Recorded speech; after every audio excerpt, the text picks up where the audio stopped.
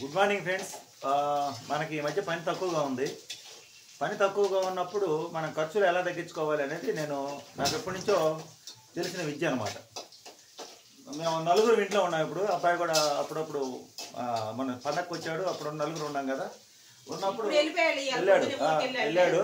నలుగురు ఉన్నప్పుడు మేము ఎలా చేస్తామంటే బయట నుంచి టిఫిన్ తెచ్చుకోండి. మేము ఉదయం సాయంత్రం టిఫిన్ తెచ్చుకునే అలవాటు ఉంది. నలుగురికి 4 రకాల ఆలోచనలు కాబట్టి మేమైతే మావిడే నేనైతే ఇడ్లీ వడ తెచ్చుకుని తింటాం. ఇంకా వాళ్ళకి ఇంకా ఆలోచన విధానం మారే. ఖర్చు 200 దాకా అయింది. సాయంత్రం పూట ఒక 150 రూపాయలు అయింది మినిమం టిఫిన్. ఉదయం పూట ఎట్ట తెచ్చుకున్నా 150-200 దాకా అయింది. అంటే 350 రూపాయలు అయింది. ఇప్పుడు మేము ఈ వారం రోజుల నుంచి దాదాపు 4 రోజుల నుంచి ఇంట్లోనే టిఫిన్. నేను ఉదయం సాయంత్రం ఇంట్లో టిఫిన్. అంటే నేను సాయంత్రం బజార్కి పోలేక నాకు ఓపిక లేక పోలేదు. సాయంత్రం బజార్కి పోలేకపోయినందువల్ల నాకు ఎంత ఖర్చు మిగిలిందంటే నేను బజార్కి పోతే పొద్దు పోక కాలక్షేపం కాక ఆ ఊరు బయటికి పోయి టీ తాగి అక్కడి నుంచి ఊరు బయటికి పోయి వస్తూ మళ్ళీ హైవే రోడ్డు బైపాస్లో వెళ్ళి బైపాస్లో ఆల్తాఫా దగ్గర నేను టిఫిన్ చేసి మళ్ళీ ఏలకి తెస్తా. అది తెచ్చిన తర్వాత సమస్యలు ఏంటంటే ఒకరు తింటారు ఒకరు తినరు. ఇంత ఖర్చు పెట్టి నాకు బాధ. మళ్ళీ అది ఎక్స్ట్రా తిని నాకు అనారోగ్యం వస్తుంది అనమాట. ఇలా బండి పెట్రోల్కి సాయంత్రం పూట 40 రూపాయలు అయితే ఆ ఊరు చివరిన టీ తాగినందుకు 10 రూపాయలు అయితే 50 రూపాయలు. ఒక ½ లీటర్ వాటర్ బాటిల్ తీసుకుంటాను. నాకు ఎక్కువ దావాది లేదు కాబట్టి 60 రూపాయలు. 60 రూపాయలు సాయంత్రం పూట అనవసరమైన ఖర్చు. 60 ఇంకా టిఫిన్ తెచ్చే ఖర్చు. సాయంత్రం పూట బజారు మినిట్ మించిగా 250 రూపాయలు మినిమం ఖర్చు అయ్యింది. ఈ టిఫిన్లు అవి తెచ్చుకుంటా. నేను బజారుకి పోలేకపోయినందువల్ల నేను సాయంత్రం దోశ పోస్తే తిన్నా ఇంట్లో. నిన్న ఉదయం పొద్దున్నే పోలేక నీరసంగా ఉన్నది పోలేక ఉదయాన్నే దోశలు పోస్తే తిన్నాను. ఈరోజు ఉదయాన్నే బజారు పెట్టి టిఫిన్ తెద్దాం అనుకున్నాను. అంతలోకి నాకు వీళ్ళు నీళ్ళు కాగపెట్టి ఇదంతా చేసి లేట్ అయింది. నాకు కూడా కొంచెం మళ్ళీ నేను పోయి నీళ్ళ క్యాన్ పొద్దున్నే మోసుకొని రాలేదని చెప్పి బొరుగులు ఉగ్గాని చేపిస్తున్నా. ఈ బొరుగులు ఉగ్గానికి ఖర్చు మాకు నలుగురు కలిపి కూడా 30 రూపాయల కన్నా ఎక్కువ కాదు. ఎంత ప్యాకెట్ అంతా 40 రూపాయలు అయితే 2 సార్లకు వస్తుంది. 30 రూపాయలు తాలింపు అయితే లేదా 30 రూపాయల ఖర్చుతో నలుగురు తింటాం. అంటే మనిషికి టిఫిన్ 10 రూపాయలు లోపే టిఫిన్ అనమాట. అయితే కానీ ఖర్చు ఏమో నాగిందంటే ఖర్చు ఆగదు.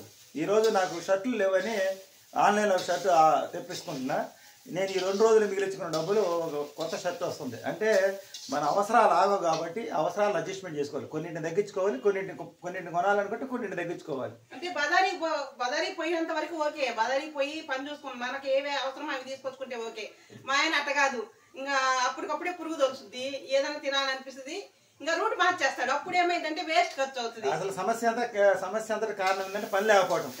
నిరంతరం పని చేసేవాడు వాడు ఖర్చు పెట్టాలన్నా పెట్టలేడు. ఎందుకంటే డబ్బులు వస్తుంటాయి కాబట్టి. ఏ పని తక్కువగా ఉన్నవాడే ఖర్చులు ఎక్కువ పెడతాడు. పని తక్కువగా ఉన్నప్పుడే ఖర్చు ఎక్కువ అయింది.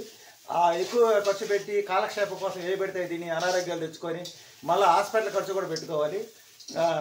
ఖాళీగా ఉన్నప్పుడు ఎంత ఓర్పుగా సహనంగా జీవితాన్ని నెట్టకు చాలా కష్టపడి ఖాళీగా ఉండి నడవాలంటే. కానీ నేను పని నేర్చుకున్న కానీ 4 రోజులు పని ఉండదు. ఎంత జాగ్రత్తగా ఎంత ఓపికగా నెట్టుకొని వస్తున్నానో. అసలు ఖాళీగా ఉంటే కాలక్షేపం కోసం కబుర్ల కోసం పోతాం. ఏదో గొడవలు తీసుకొచ్చుకుంటాం. దానివల్ల అశాంతికి గురైంది. వాళ్ళ కొట్ల కాడికి పోతాం. చులకన అయిపోతాం. ఖాళీగా ఉన్నప్పుడు ఖాళీగా కూర్చోవడం అంటే దానికి మించిన నరకం ఇంకొకటి ఉండదు నాకు తెలిసి. ఇది నాకు తెలిసిన కానీ అనుభవిస్తున్నా. 4 రోజులు పని ఉంటే 4 రోజులు పని ఉండదు. నేను ఏ పని తీసుకున్నా రెగ్యులర్గా నాకు పని ఉండదు. ఈ ఖాళీగా ఉండడం అనేది చాలా గొప్ప కళ అండి. ఆ ఖాళీగా ఉండటం అనేది చాలా గొప్ప కళ. ఖాళీగా ఉండి జీవించడం అనేది ఒక నరకం. ఆ నరకాన్ని జయించినవాడు గొప్పవాడు నాకు తెలిసి. ఎందుకంటే మనిషి అనేవాడు ఏదో పని చేయాలి. కానీ మనం ఎంచుకున్న మార్గాల్లో రెగ్యులర్ పని ఉండదు. అట్టనే మార్గం కరెక్టే. కానీ మనం ఏది మొదలు పెట్టినా దాన్ని ఏంటంటే ఒక అడుగు ముందుకు వేస్తే 2 అడుగులు కింద పడుతున్నాం కదా. చేస్తున్నాం. మన ప్రయత్నం అయితే మనం చేస్తున్నాం. ఏదో ఒక దారిలో మనం వ్యాపారం అనే కాదు ఇంకోటనే కాదు చేస్తున్నాం. ఏ ప్రయత్నం చేసినా మనం ముందుకు పోవట్లేదు కాబట్టి. కానీ ఇలాంటి సమయాల్లో కూడా మేము సర్దుకొని బతకవాలటానికి ప్రయత్నం చేస్తాం. ఎన్ని సంవత్సరాల నుంచి కూడా చూద్దాం. ఇక మీదట కూడా ఎలా నడిచిద్దాం మనకు తెలియదు. ఇప్పుడు వరకు నడిచింది చెప్తున్నాను. నడిచే దాని గురించి నాకు తెలియదు. ఇది ఖాళీగా ఉన్నప్పుడు మన ఖర్చులు ఎలా తగ్గించుకోవాలనేది. కదండి బొరుగుల తాలింపు అయితే నిజంగా చిటికలో తయారు చేసుకోవచ్చు. 5 నిమిషాల్లో తయారు చేసుకోవచ్చు. చాలా బాగుంటది. మీరు కూడా ఒకసారి ఇలా ట్రై చేయండి. అంటే బొరుగుల తాలింపు మామూలుగా అయితే బజ్జీతో సహా తింటారు. మేము అలా తినం. అచ్చం బొరుగుల తాలింపే తింటాం. ఇంకా నేను ఎక్కువసేపు పట్టుకోలేను కెమెరా. వీడియో నచ్చితే లైక్ చేయండి, సబ్స్క్రైబ్ చేయండి. చూపిస్తా పెట్టేసి ఆపేదన్న. బొరుగుల తాలింపు అయితే రెడీ అయింది. చెప్పాను కదా మనిషికి 10 రూపాయల కన్నా ఎక్కువ ఖర్చు కాదు. దీంట్లో పప్పుల కారం అన్నీ వేసి చేస్తారు. చాలా బాగుంటుంది. ఉగ్గాని అంటారు దీన్ని, బొరుగులకు కానీ. చాలా ఎక్కువ కొంచెం ఇది అంత లేకపోవచ్చు బహుశా. ఇంకా నాడెంతయ్యా కదా. తాలింపు రెడీ అయింది. ఫ్యాన్ అయిపోయి వీడియో తీయడానికి. చెమట అయితే విపరీతంగా వస్తుంది. వేడిగా తింటే చాలా బాగుంటుంది బొరుగులకు కానీ. నిమ్మకాయ పిండుకుంటే ఇంకా బాగుంటుంది. 150 రూపాయలు ఖర్చు టిఫిన్కి 30 రూపాయలతో పూర్తి అయిపోయింది. ఇది ఇంట్లో చేసుకోవాలి, ఇంట్లో వాళ్ళకి ఓపిక చేసుకుంటే ఇంట్లోనే మంచిది, హెల్తీ ఫుడ్. ఇవాళ తెలుసా రాత్రి నుంచి నాకు బాగాలేకపోయినా లేచి చేసిన, అందుకనే బజార్ పోతాను చెప్పా. బదారి పోయేదానికి దీనికి సంబంధం ఏంది? వద్దులే, ఇప్పుడు కొంచెం బాగాలేకపోయినా చేసుకుని ఓపుకుని చేసుకోవాలయ్యా. బయట ఎంత టిఫిన్ తీసుకొచ్చుకొని తింటాము, ఎంత ఖర్చు, అదే ఖర్చు ఇంట్లో చేస్తే వాళ్ళు ఇంటికి దోశకి ఇడ్లీకి కూడా వేస్తా. ఇంట్లో పార్సల్ తెచ్చుకుంటే బాగుండదు, వేడి చల్లారిపోయింది ఇంటికి వచ్చేసరికి. అవును,